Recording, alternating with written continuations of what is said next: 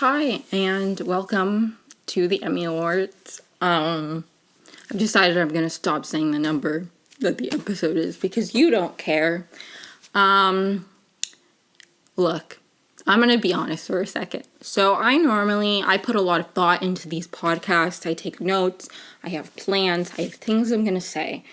But I'm going through a bit of a depressive episode right now, and I don't have structured notes for this podcast.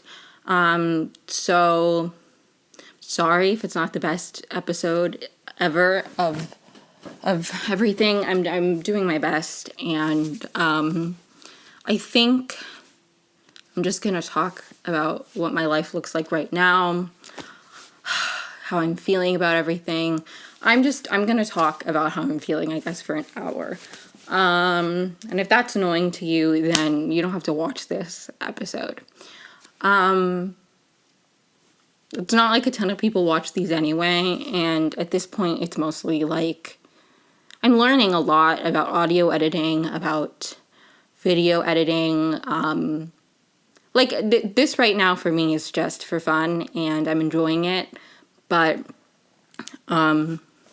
since it's mostly just for myself right now, and I know, like, in a year, I'm really going to appreciate, like, looking back at these and being like, how was I doing in my life? Whether the podcast is still happening then or not. Like, it'll be nice to look back on. I watch old vlogs on my YouTube channel, and it's, like, fun. Especially because there are some from right when COVID, like, struck, and I was moving around campus when I was at Kenyon, and everybody else, like, went home.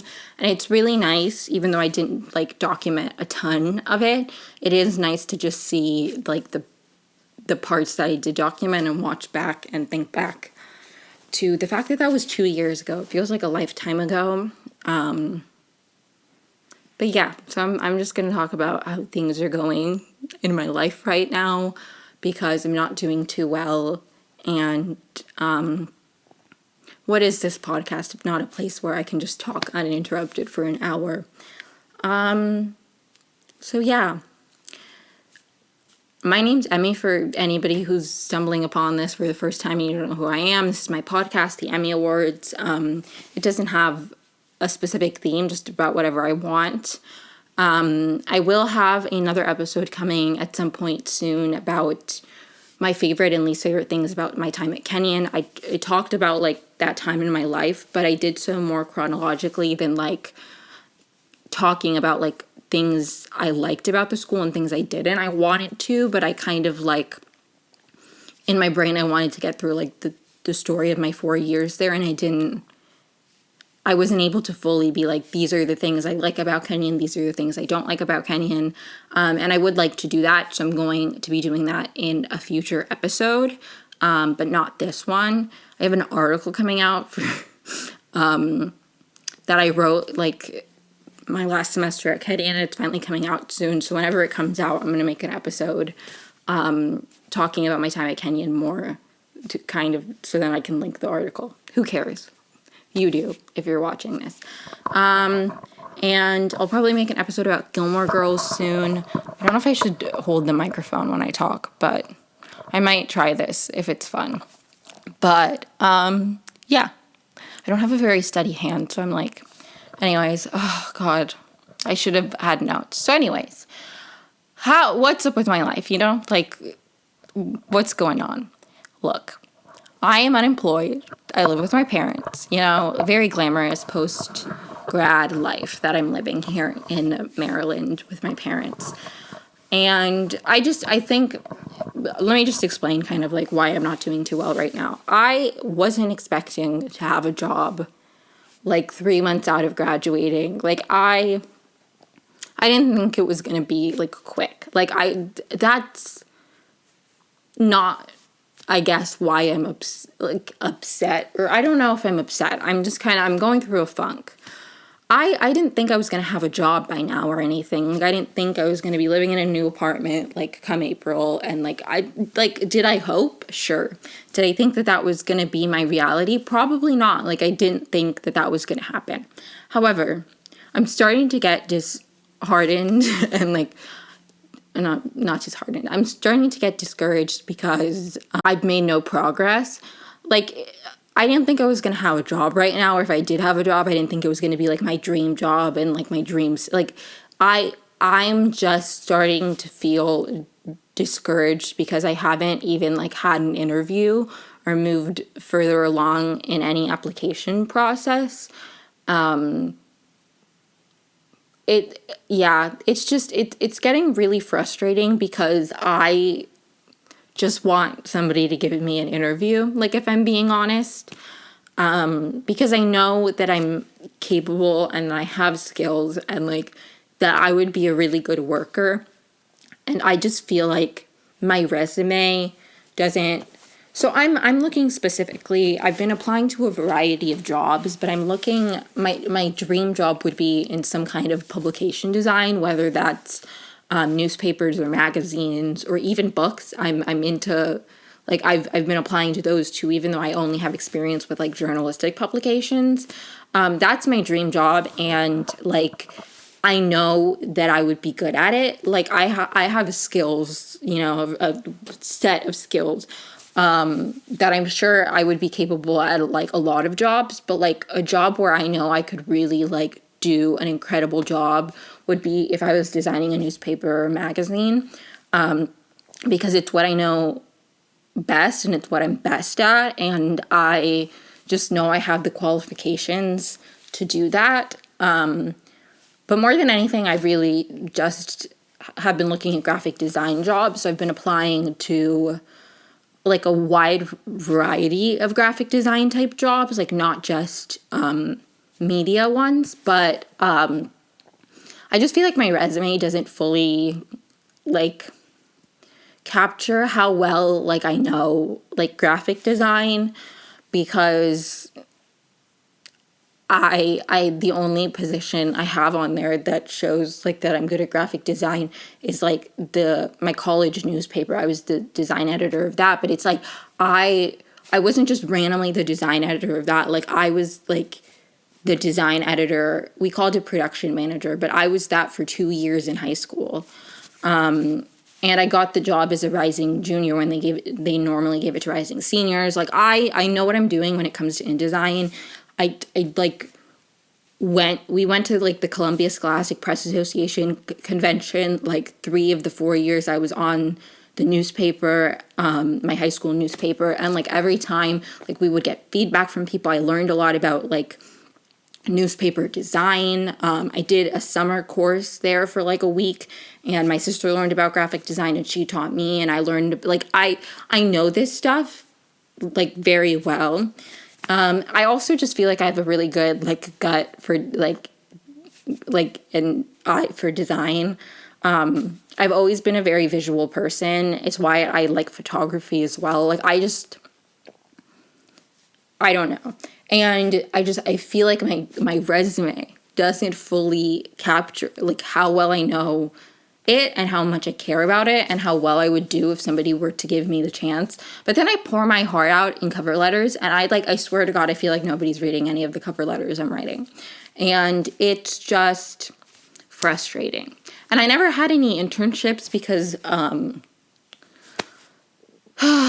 I worked at a photography studio the summer before my junior year of college, and then about my college experience, I was not doing well mentally, so getting a job and like internships and none of that was ever like a thought or a priority for me, and maybe it should have been, but I feel like when you're struggling so much with your mental health, like your main priority is to just be well and be stable, and then eventually like start doing well in school if you're me and you've been having a hard time in school. Like, that stuff for me wasn't a thought because I wasn't thinking about my future. It was like, how am I going to like make my life right now like worth living and manageable? So I just like, honestly, I feel like I'm kind of behind. And then I like get mad at myself for feeling that way because I'm like, life isn't a race, blah, blah, blah, blah, blah, you know? Yeah. So it's just hard because I don't have a lot of internship experience. Like, I don't have any internship experience. The only like non-Kenyan job I ever had was at besides like my high school newspaper, which I don't even have on my resume because I don't know if that's relevant at this point. I just mentioned in my cover letter, is like I worked at a photo studio the summer before junior year, or summer of 2019. I worked at a photo studio, and it was fine. And like the thing is, I've started. When I started applying to jobs in December, I was looking specifically like for newspaper design, like magazine design, that kind of stuff. Honestly, everybody I know who works in newspapers is like, people always need designers. Like, you'll be fine. And design is such a great skill. And I swear to God, I've seen like maybe 3 like newspaper design jobs posted in like the time I've been applying to jobs. I mean, there are a lot in like not California, in like Florida or places I don't want to live. Like, I could get a newspaper design job probably if I was like looking in Ohio or something. I haven't even seen that many for like Maryland or anything. Like I'm not trying to get a job around here because I want to move eventually, and I don't want to like get settled in this area because I don't want to live in this area. But maybe eventually I will start applying. I've applied to some jobs in DC, but at first I was just looking for like newspaper design jobs, ideally in California. I'm trying to move to California. And like, I don't know, maybe my application requirements or whatever are too narrow. Like, maybe I should look for jobs nearby. Like, maybe, you know? I don't know. I don't know. Like, maybe I'm doing this whole thing wrong, right? Maybe I am. I don't know. This is just my approach to it because, I don't know. Like, I don't have any savings. I can't, like, move out. I don't have any money. And my parents aren't going to, like, pay rent for me in a place if I don't have a job or any prospects. And I wouldn't want them to either, because then I'd, like, it'd end up becoming a loan, and I'm not trying to, like, be in debt to my parents when I can just live at home. They don't have to pay rent for a place. Like, I have a room, and it's just a lot more convenient. I'm the only one of my siblings who's, like, lived at home after graduating. But anyways, I feel like I'm all over the place. My point is that when I started applying to jobs, I was very specifically looking for like one type of job, which was like newspaper or magazine design in California. At first I was looking anywhere in California. I'm like San Francisco, San Diego, like somewhere else in California. I don't really care. Even though ideally I'd rather live in the San Diego, Los Angeles area. Either of those 2 major cities are my like ideal location. And you may be like, Emi, why do you want to move to California? And, I just want to, okay? Maybe this is like silly or whatever. But I would really, it would be a dream for me to one day work in like entertainment, okay? It would. Do I think that I am this amazing, talented, beautiful, like show-stopping, breathtaking person? No. But I do know I have certain skills which like I would do really well in like a journalism job. Like I would. So I also like the thing is, so I've been thinking about this a lot, you know, because what do I have to do with my time except think about my life? Nothing. So like I live with my parents right now, and I applied to this one job that I got a call back for, and I've never, like, it's the only job that's contacted me back, and it was, like, for a newspaper design job in Annapolis, and I was talking to my parents because I was like, I don't know, it's, like, a bit of a drive, and my dad was like, you can just get an apartment in Annapolis, and I was like, the thing is, I don't want to live in Maryland. Like, I don't want to live in Maryland. I don't want to live in DC. Like I didn't have the best time in high school, and like I never saw myself coming back here, but I think like now as an adult and looking at it more of like, what do I want out of my life? For me, it's become less like, I don't want to live with my parents. I don't want to live in the area I grew up. And more like, I started looking at like this area and like DC and being like, do I want to live in DC? And the answer just overwhelmingly was like, no for me. I don't want to live in DC. It's a nice city, like it's fine, but I don't want to live in DC. I feel like so many of the jobs I'm applying to are like, okay, I'm not making any sense. This episode is a disaster, but like 10 people watched this. So, I lost my train of thought. I need to stop insulting myself, okay? This is fun. Who cares if people don't watch? I don't. I'm enjoying myself. My parents stopped watching. My parents watched the first 2 episodes, and now they're like, we don't have time. I need to teach my mom how to listen to it, like it's music, like on Spotify, so she can do it while she's cleaning, because she thought she just had to watch it, and she's like, I don't have time to watch like an hour. But anyways, I'm going on a tangent. So like, and this is no hate to DC, okay? I grew up here, like, I enjoy DC, and maybe it's because I grew up here and I had a lot of family come visit when I was younger, so I feel like I've seen DC plenty. I've been to every single museum, like, it just, one, it's not exciting and I want a change in my life, and 2, like, so much of DC revolves around politics, which is fine. Like, that's lovely. The Capitol, it's important, you know, all of that. The Senate, the White House, all of that. I'm not interested in a career in politics. And I'm not saying that I would have to work in some kind of political sphere if I, like, applied to jobs here. But it just, like, if I'm applying to jobs, like, in LA, more stuff in LA revolves around like entertainment and like the industry.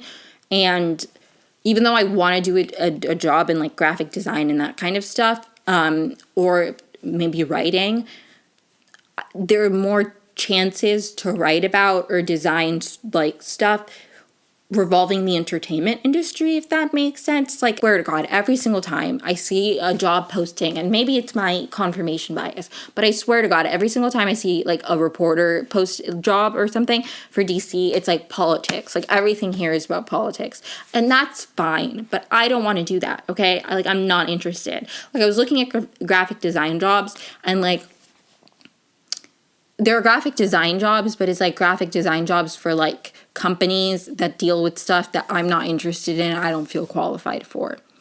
I'm not making any sense, but I am in my head. So hopefully you understand what I'm saying. But anyways, I'm just not interested in living in DC. Like, it doesn't interest me. Now you're like, Emi, what about New York? Your sister lives in New York. I'm not interested in living in New York either, because if there's one thing I love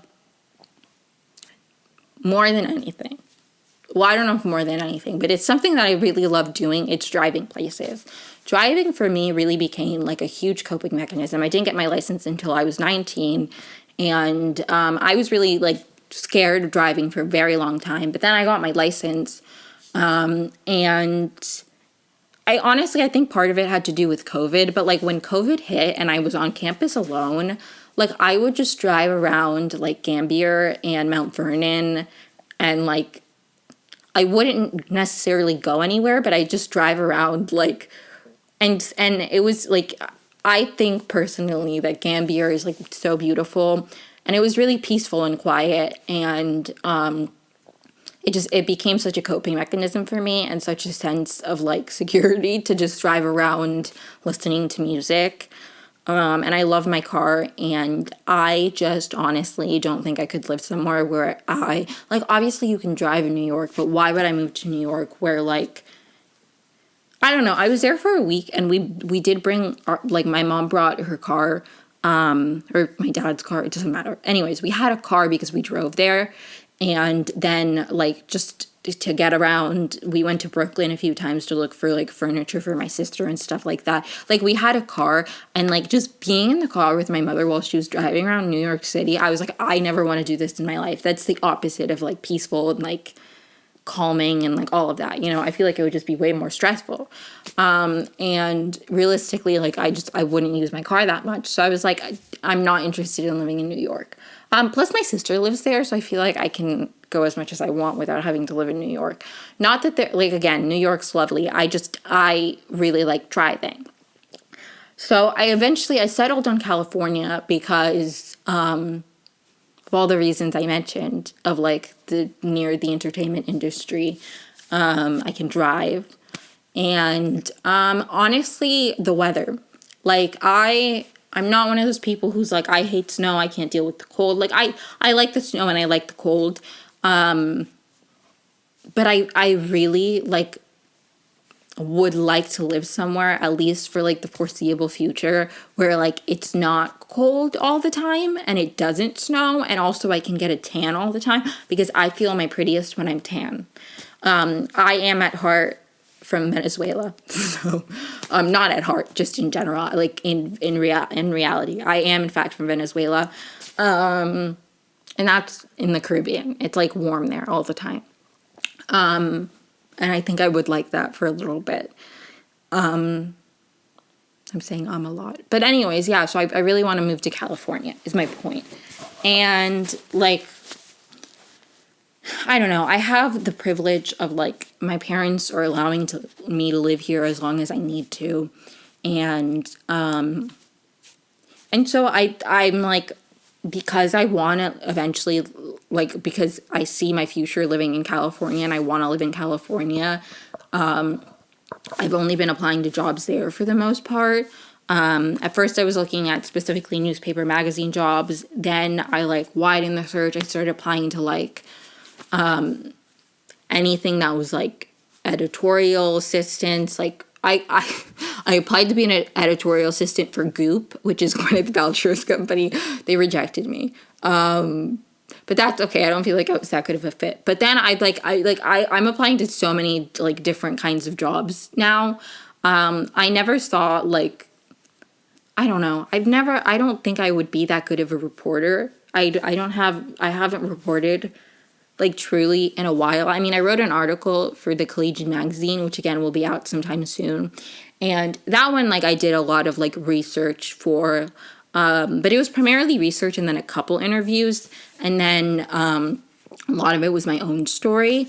So I don't know how much that counts as reporting. Although I do feel like I know how to interview people and I know how to do research. I know how to do, like, a lot of things that go with reporting. Like, I feel like I could do it.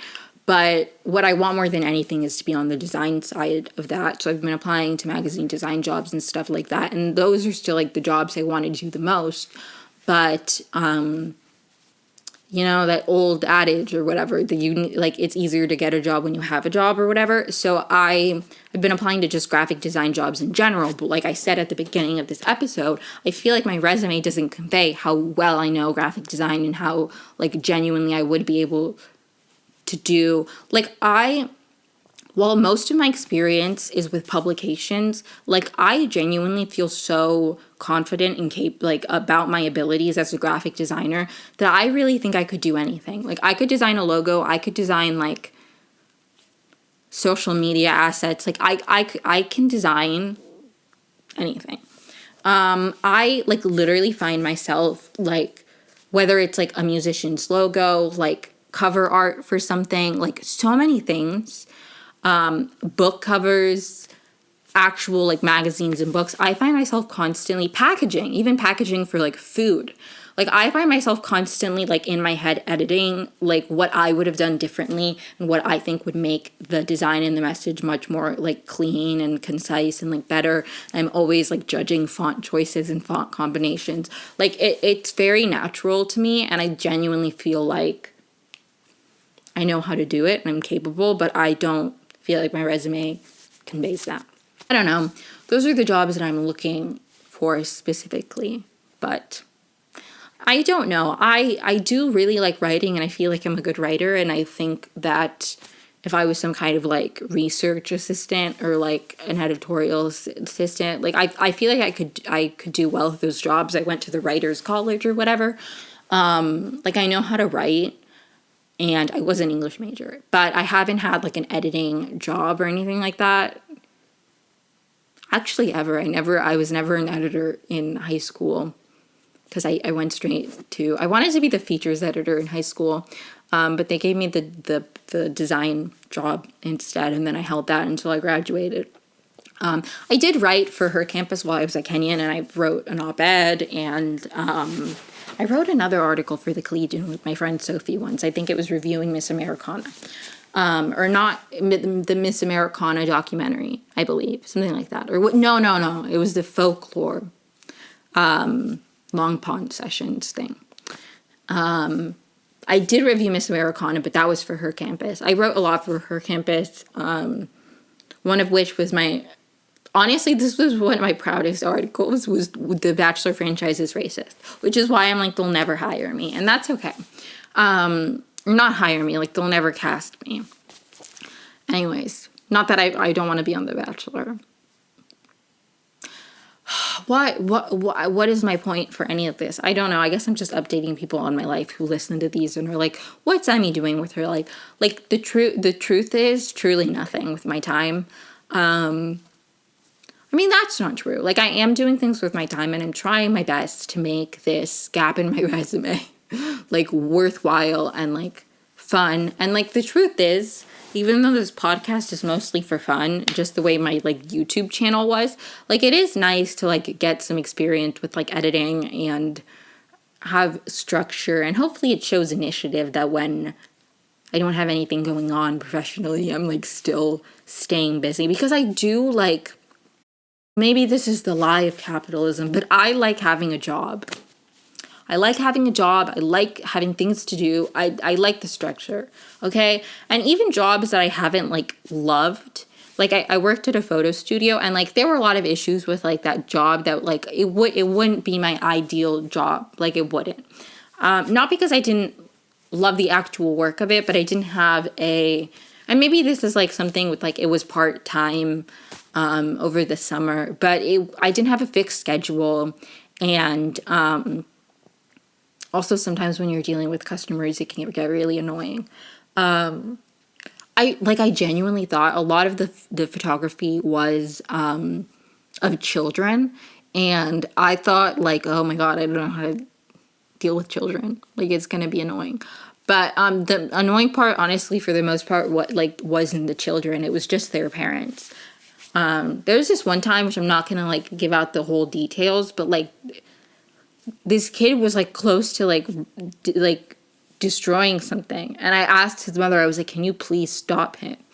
And she was like, you're really telling a 4-year-old to stop? And it's like, no ma'am. I mean, I didn't say this to her, but like I wasn't telling him to stop. I didn't go up to him and be like, hey Tommy. His name wasn't Tommy, I don't remember his name, but I didn't go up to him and I was like, can you please stop ripping that? Like, I asked her if she could stop him because I was being paid like minimum wage, and I would have probably, like, it would have come out of my paycheck if he had damaged like one of the backgrounds or something, probably. I don't know. Anyways, that was like I did enjoy a lot, and I learned a lot about photography. Like, I fancy myself an amateur photographer. I enjoy taking photos. My favorite photo isn't like portrait photography. It's more like I really like taking pictures of nature and animals. Like, that's the kind of photography I enjoy doing the most. But I learned a lot about portrait photography, angles, all of that, lighting, blah, blah, blah.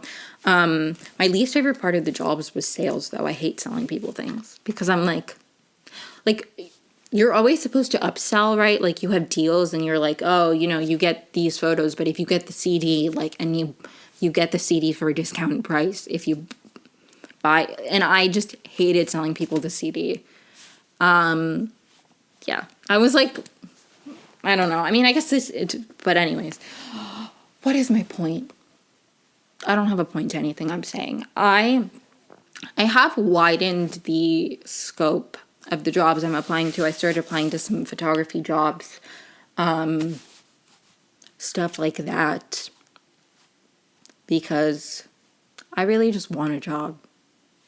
Anyways, I was saying that I really like working and I really like having a job, even like when it's exhausting. And maybe, like, you know, the grass is always greener. Maybe it's because right now, like, I'm sitting at home, like, 90% of the time, like, twiddling my thumbs, like, waiting for something to happen to me. Like, maybe if my life was more interesting, I wouldn't be like, God, I want a job.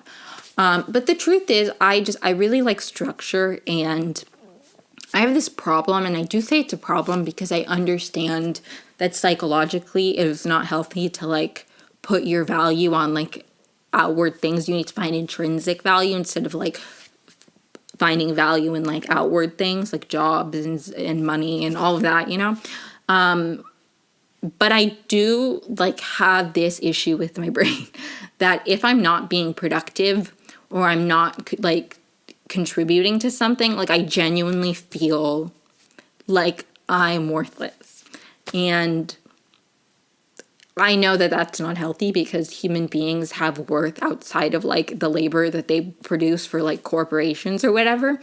But it's just how I feel. And for me, and it's not necessarily just, like, physical, like, labor. Like, in school, like, that was different because I'm like, being productive there. I'm, like, writing things. I'm reading things. I'm doing something with my time. And it's part of the reason I've always, like, really been drawn to, like, newspaper production and, like, design, is because I'm like, I am contributing something tangible that is so important to, like, the overall package, and just as important as the actual story. Like, it, like, I don't know, it always made me feel really good because in high school, even when, like, so the way my high school newspaper worked is that it was a class, journalism was a class, and you were graded on, like, the articles you wrote. Every month you would have to, because it was monthly, it wasn't weekly, which now seems so quaint, but it was a monthly paper, and everybody wrote an article every month, and you were graded on that article, and that was your grade. It was pretty easy, like, do well in the class as long as you turned in the paper and, like, turned in your article and made the edits and, like, all of that. Like, it was less about, like, is your article the best thing you've ever written, and more just, like, are you doing the work? But anyways, so, or maybe I was just a good writer, because I never got, like, B's on my articles. It was always, like, A's. But anyways, and then the section editors would decide, like, ultimately what stories got in and everything. So everybody would write a story, but not everybody's story would go to print. But no matter if my story went to print or not, I was always designing. Before I was, like, in charge of the design team, I was always designing, like, at least a page. So I always felt like I was contributing something to the overall product we were creating. And I loved that feeling. I loved feeling like I was doing something that mattered, even if it was something small. So that's why I've always really liked it. And, like, I don't know. That's why I loved, like, when I was, my last semester at Kenyon, I was designing the newspaper by myself, and everybody was like, oh my God.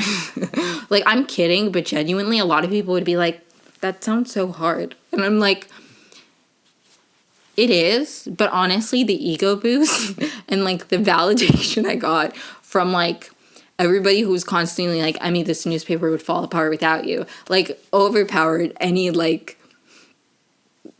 exhaustion I felt of, like, doing it, because it really, and again, I really just loved doing it. I also got into such a good rhythm and routine when it came to designing it by myself that I had, like, similar, like, you know, I had one when I had a co-designer, but it was just different when I was doing it by myself, because it was like my co-design editor always did things that I never ended up having to do because he worked, like, the first shift. He would, like, convert all the photos to TIFFs. Like, there were a lot of things that I didn't have to do my first semester because he would, like, start it and I would, like, finish the first night, and then I would start the first night and he'd finish, or I would start the first night. I would start the second night and he would finish the second night. Like, we split it. But when I was doing it by myself, like, I had to do everything. So a lot of it was like I got into a really good routine to make sure that I wasn't, like, slowing down, and there was a lot less, like, dead time when I was doing it all by myself, because I was like, there was only one person doing, like, all this work, so I had to, like, constantly be doing stuff and like making sure that I was always like making sure that whatever stories were done were already like on a page. So it wasn't like the whole section's done and now you have to design like the whole section. As soon as the story came in, I'd put it on the page, and like that way when the whole section was finished, I really only had to make finishing touches and then it was done. But anyways, who cares? That was a tangent. But anyways, I really liked it. I felt like I was doing something. I felt important. I felt needed. And as much as I know that I need to learn how to like value myself as a person if I'm not creating something and I'm not like needed by others, I still like feel the most fulfilled when I'm like doing something. And I mean, it's part of the reason I got a cat is because like there's always some motivation because I'm taking care of her. Like I'm not just, you know what I mean? Like I always have some reason to be and to do because I'm taking care of another living being in Ivy. So like I do always have something to do, but it's not the same as like producing something or like having a job. So yeah, I really want a job. Life post-grad. Okay, now I'm gonna like that's I guess a bit of an update on my life. I'm applying to jobs in California. I've recently widened my scope. I've been applying to photography jobs too. The thing is, I always, like, when I worked for admissions at Kenyon, I would get asked, like, about post-grad stuff, and I remember just being like, I'm kind of leaving all my options open, and the reality for me was that was because while I have things that I would like to do, there are so many different career paths that I genuinely feel like I'd be so happy going down, that while I have like ideal ones and things I'd rather do more, like I'd rather design newspapers and like have a writing job. If I have to write every day, like I'll like that would be really fun too. I've never seen myself like being a photographer for a living just because I don't think I'm the best photographer ever.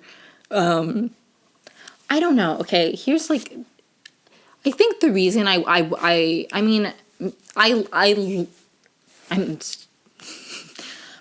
love designing, and I love that genuinely, but I also think part of the reason I want to do that job is because I feel,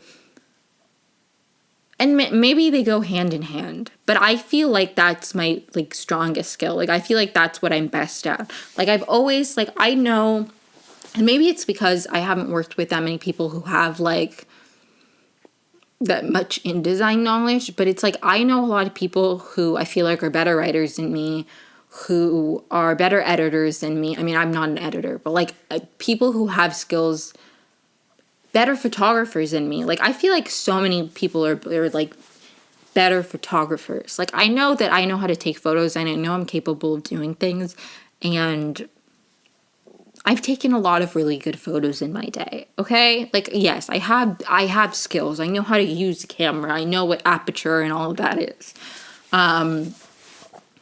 Like, I know those things, but I don't feel like I'm, like, the best at it. And I genuinely, like, I know I'm not the best person in the entire world when it comes to InDesign. But I know it so well because I've been using it for so long that it feels so easy to me, and it feels so...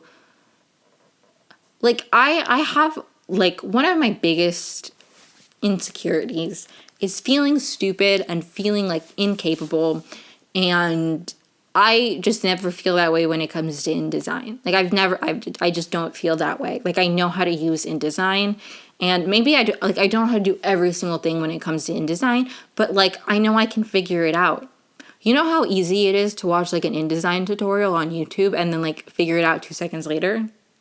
Like, I also, maybe it's years of doing it, but I just feel like I'll read an article and I can picture the design. Like, I can picture what the layout needs to look like to get the story across. I mean, when it comes to, like, a weekly newspaper, a lot of the time it's just, like, getting the stories on the page and the photo and having it look neat and clean.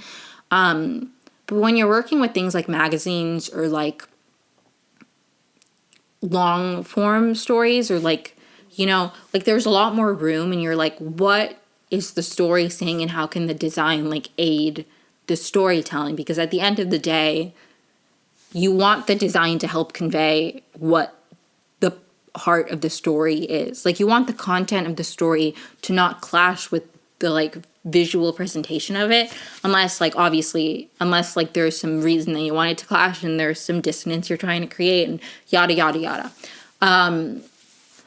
But it's just really easy for me to read a story and be like, okay, this is what this story is about at its core. How can I get that across through the design, if that makes sense?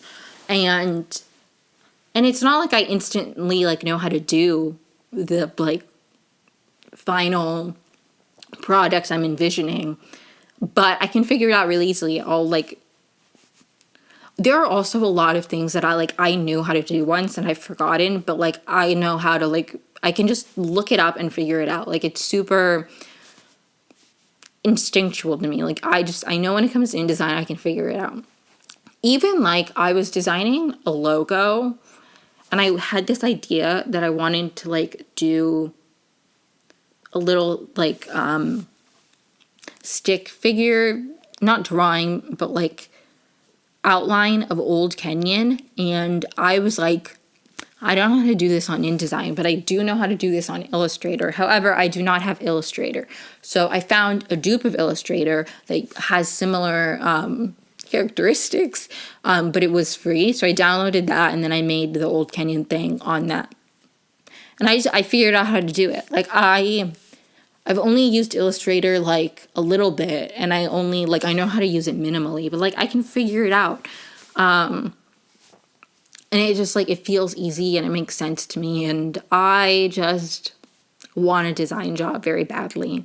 I do love writing and I do feel like I'm good at writing, but I just feel like graphic design and newspaper design and magazine design, like that kind of thing, I feel like is more my specialty.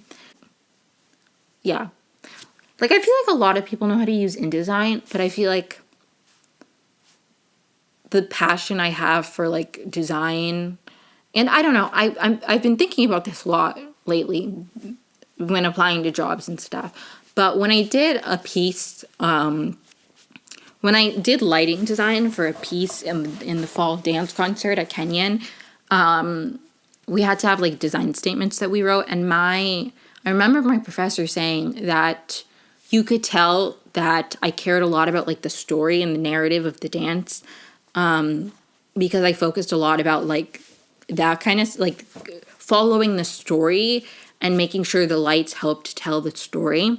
And I've been thinking about that a lot, and I feel like that is very important as well when it comes to design. Like I said, is helping tell the story and convey the story.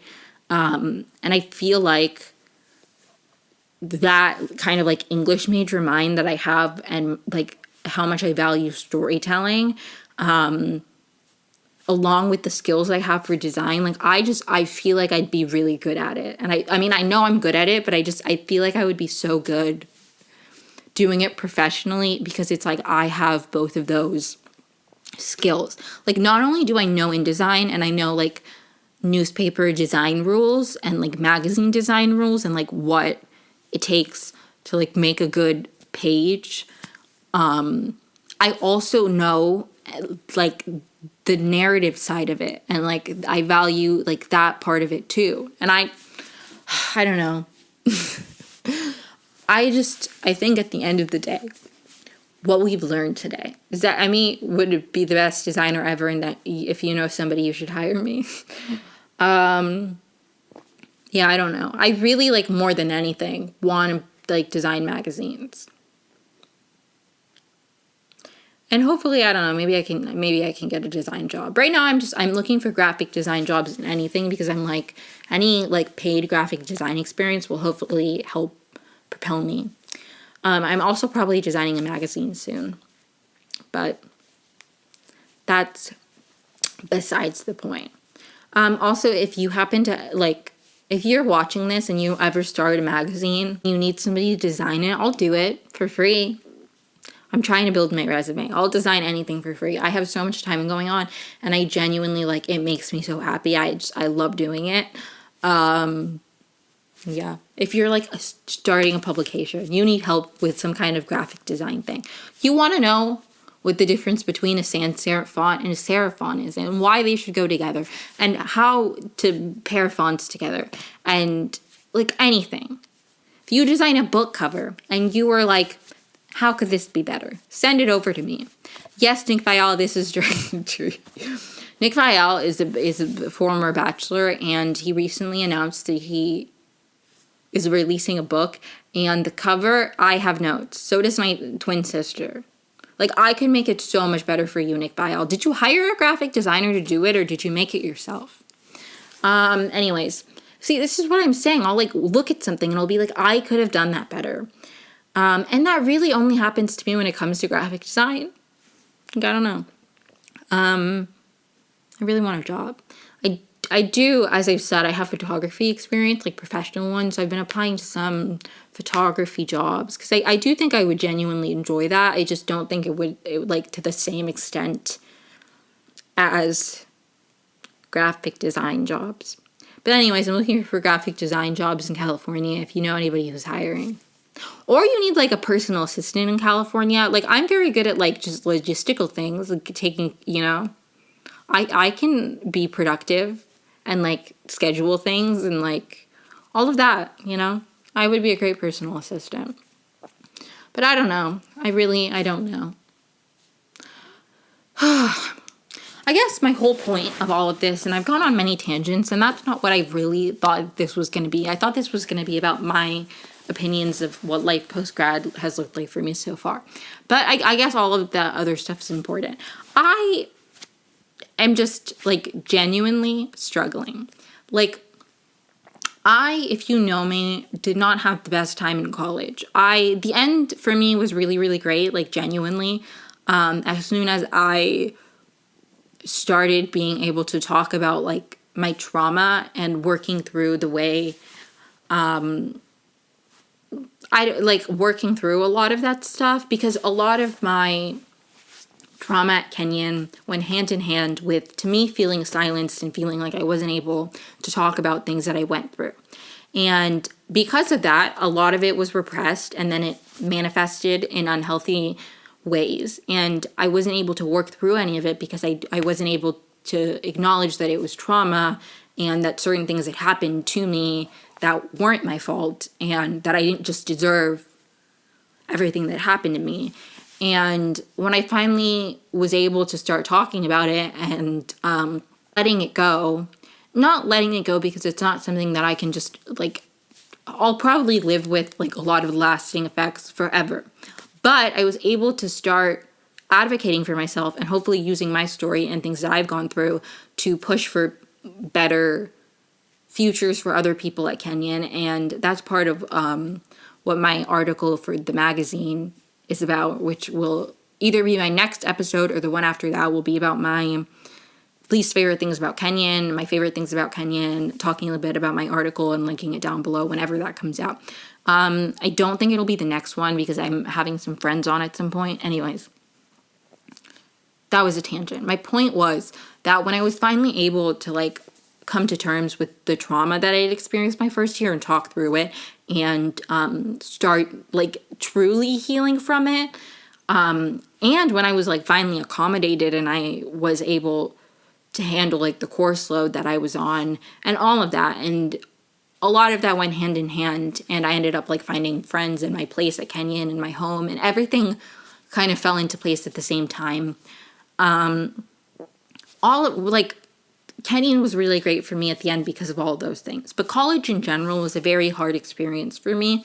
And I always knew, no matter how many times I was like, I want to drop out of college, like, for me, it always, like, a lot of it was I felt really stupid at Kenyon. And again, that went back to me not being properly accommodated and my course load being too much for me to handle with everything I was dealing with mentally. I'm not stupid, and I was never too stupid to be at Kenyon.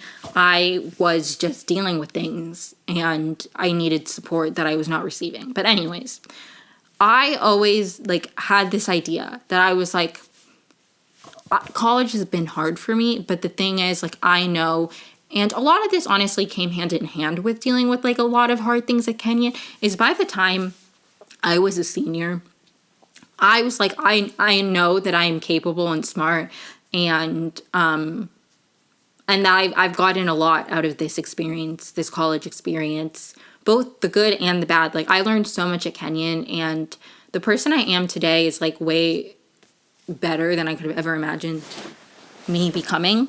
And unfortunately, a lot of that has to do with the bad stuff that I dealt with, but not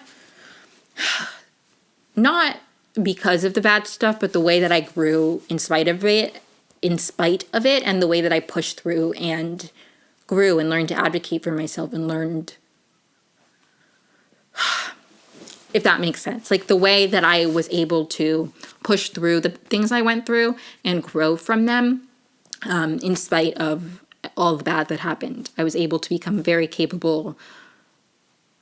I don't know how confident I am, but way more confident than I was going in. I feel like shaky on a lot of things, but I am confident in my capabilities as a human being and, like, my ability to persevere and to keep going and to make the most out of things that are less than ideal. Like, I know that I will get through things. Like, when things are bad, I don't doubt that they will be better again at some point, I guess. And that's why I don't know, I've been up and down with this whole, like, post-grad journey, because half the time I'm like, I'm still hopeful that, like, something will come and that in a few months, like, I'll, like, look around and be like, my life is at peace, the way that it was rough, but I got there eventually at Kenyon, and I was like, I feel good here. Like, I do. I don't know. I've been able to remain pretty hopeful that that will happen for me. But I don't know. Right now, it's hard to feel hopeful, and I've been getting really discouraged, and, like, it's gotten really hard. It's gotten really hard because I knew that it was going to be hard. I didn't think I was going to get a job right away. I was an English major at a liberal arts college. Like, I didn't think I was going to, like, poof, get a job right away. I expected a few rejections. I just genuinely thought maybe I'd have, like, an interview by now. Like, I'd have some kind of, like, progress in the job application process. And I have none. Like, I haven't heard back from anybody. I mean, I've heard back in the, like, we are rejecting you emails. But, like, never in the, like, you're moving on to the next like, here's a design test. Let's do an interview. None of that. There was one job in Annapolis that called me back and was like, can we set up an interview? But I called them back and I was like, when would you like to set up the interview? And they never called me back. So I don't know. That was too long for me to follow up now. But anyways, I don't know. I'm like, maybe I sounded stupid on that answering call and they were like, we don't want her. But I'm starting to feel really bad about myself. And I don't know. I feel like I know I'm not going to get, like, the perfect job right out of college, and I'm fine with that. But I've applied to a lot of jobs that I'm like, this isn't my ideal job, but it's, like, something I would enjoy doing. Because I don't think I've been picky in any way, but I do think that because I'm lucky enough that I can live with my parents until I find something, I'm very much looking for a job where I'm like, it's not going to make my state of living and my mental, like, health worse by having this job, if that makes any sense. And, like, there are just some jobs that I know would, like, make me feel worse about myself and make me more depressed, and that's not what I want out of a career, like, out of a job. So, like, you know, but there are some jobs that I've applied to and I'm like, this isn't what I would, like, dream of doing, but I need a job. So, but I don't know. That's where I'm at. It'd be nice if this podcast blew up. I'm kidding. I don't really care. Like, I do care. Not about this podcast's success. I mean, I do care about this podcast's success in the sense that I would like to enjoy myself doing it, and I would like people who are watching it to enjoy watching it, and like, you know, like I care about the product and that I'm putting effort into it, but I'm not like doing this because I think it's gonna like make me like Joe Rogan. Not that I'd want to be Joe Rogan. He's just the first podcast host that I thought of. Well, he's also like the most popular podcast, whatever. I'm not talking about him. Anyways, what was my point? My point is we're almost at an hour, so I should probably wrap this up. This podcast episode was all over the place, and I would like to thank you if you stuck through it. If you would like to, please like and subscribe. Turn on your bell notifications. Comment down below any suggestions you have for future episodes. I'm in a funk right now because, like I've said, it's like the whole job application thing is getting to me. But I won't always feel this way. And tomorrow's a better day. Or tomorrow's a new day. Hopefully it'll be better. But this podcast was all over the place because I just needed to vent for an hour. It's just hard too because I know I said I was going to finish, but I went on so many tangents that I feel like there were things I didn't get to say. But it's just hard because I feel like I don't know anybody who's at this same point in their lives that, like, I don't know. My sister graduated a semester before me, so now she has an apartment and a job, and it took her a while to get there, but she's not in this place now, like the same, like, emotional and, like, place I am. And so it's just hard because I feel very alone. And my parents and all their friends are just at way different points in their lives. Anytime I see people, it's like my parents' acquaintances or friends, and I'm like, not that like people at different ages, like you don't but I feel very like lost and alone in a lot of senses. And it's depressing me. And I don't know. I genuinely, I wasn't trying to put, like, pressure on myself to find a job really soon or to move out of my parents' house anytime soon. Like, I was like, it's okay if it takes me a while. But honestly, like, the semester at Kenyon, like, happening and everybody, like, that was really hard for me. Sorry, my mouth is all dry and I didn't bring water. But I was really scared to leave Kenyon because because it's scary to move on with your life. And I don't want to be in college right now. Like, I'm happy that I moved on and I graduated, and I'm like so grateful that I graduated. I did have a nightmare that like I like 3 months out failed a class, and they like called me and they were like, Emi, we need to revoke your degree or something. And I needed to go back, and I was like, I'm not going back. Like, I just won't have a college degree. Like, I'm out of here. I'm not coming back. I did have a dream like that the other day, but, like, I'm glad to be done with college, and I did very much feel ready to move on with my life, but I feel like I haven't moved on with my life because I'm living in my parents' house and I don't have any prospects. And everybody's lives at Kenyon, like, moved on without me, and, like, the newspaper's doing just fine, and I feel like, I don't know, maybe it's because I didn't have a friend group, but I don't know. I feel like everybody's lives have just moved on, even though I'm not in them, and I feel like that'd be easier if I had also moved on with my life, but I haven't, and I just feel like the semester is gonna end, and I'm still not going to have found a job, and it's going to be, like, really depressing. So, I don't know. I'll probably visit at some point. I'm going to talk more about my Kenyon experience in a later episode, which I've said, like, 5 times now because I'm so annoying. But anyways, it's just getting hard. I'm tired. I'm really tired.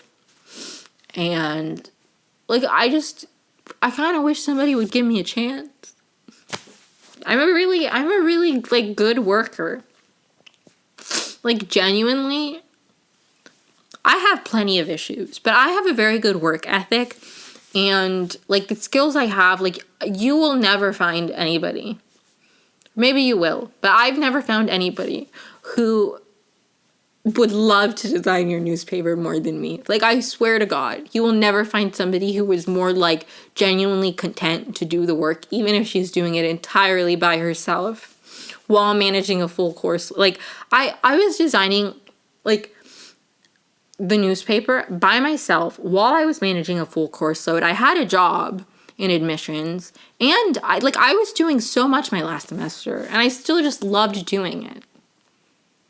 Like, I'm serious. Hire me to design your newspaper. Anyways, I'm